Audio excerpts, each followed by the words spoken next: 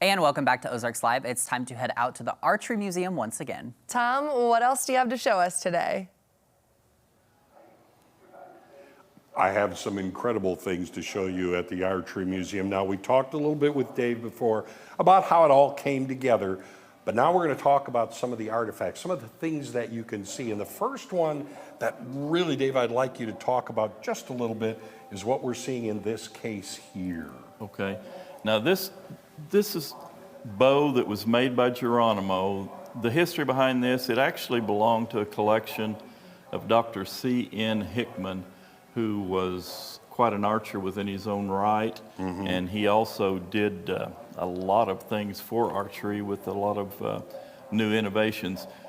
But this was from his collection, and this bow apparently was one that Geronimo made when he was incarcerated in Florida, after he had been captured. And it was donated to the museum, and we use it as a way to gather funds for the Archery Hall. Right. So each year, and it will be going out again this May, each year we auction this off to the highest bidder. They don't literally get to keep it. Right. But if you will look at the plaques here, these are the individuals that have donated money to the archery so that they can be a contributing owner of this bow. And that's just one of the things, but that is amazing to me that Geronimo made that. And you look at the history of this, and this goes way back in the idea of that archery basically to begin was a stick with a rope or a sinew. Stick and a string, basically. That was it. But we have other things here, and the thing, I mean, you have uniforms, you have bows, you have trophies, all the stories of the people and the families that have made a difference in the sport of archery. This is amazing. And then I look at this here. A bear this size could be brought down with a bow and arrow. Correct, and that was the bear that Fred Bear, no relation, shot in 1960. Yeah, and to give at you an 20 idea, yards. At 20 yards, you're going to get within 20 yards of this thing. So that thing is about 10 feet. So now, did Fred do it with a compound bow, or did he do it with how did he do that? Recurve or what? He did it with a recurve. He did it with his particular Kodiak bow, which is one like right in the very center. Like where we're looking right now. Exactly. Yeah. Not only his was a much heavier bow than this one. This is a lighter bow, but it was still the same type bow. Yeah, and then you see that these are the folks, some of the folks that were important. And you see all the different broadheads there. And this is only a small part of his collection, actually.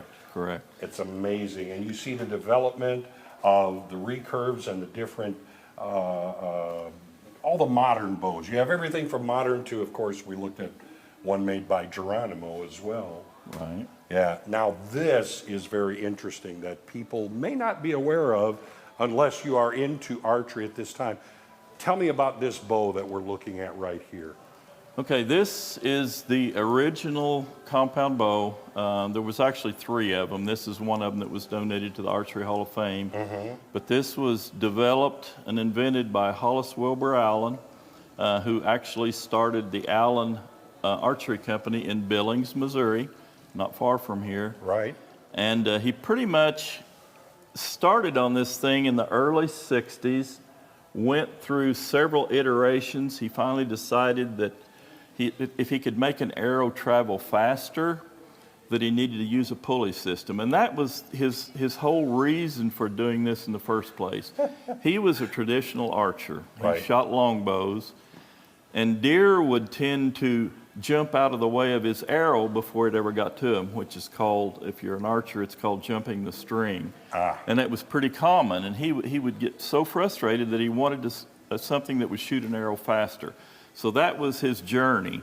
Well, in 1966, after several iterations, he came up with, he had already done the pulley system on a bow, but he decided that if he would move the center point of the pulley off to the side so that it was not centered, then he would try that. Well, that was the birth of the compound bow. That's amazing. So all the compound bows that you see now, started in buildings, the whole idea and the building of, and these are just a couple of the things that you can learn by coming to the museum. You know, all of this, all of these, you know, he will talk to you. The people who just work here will talk to you. Donations, can you always use donations for the museum? We can, but they will have to go through the. Okay. Let me give you the website. It's www.archeryhalloffame.org. Okay. You could go Archeryhalloffame.org. Exactly. And you can find it there then. Exactly. And if you want to donate money, they will gladly take it. And remember, to come here, see this, learn all of this, it's free.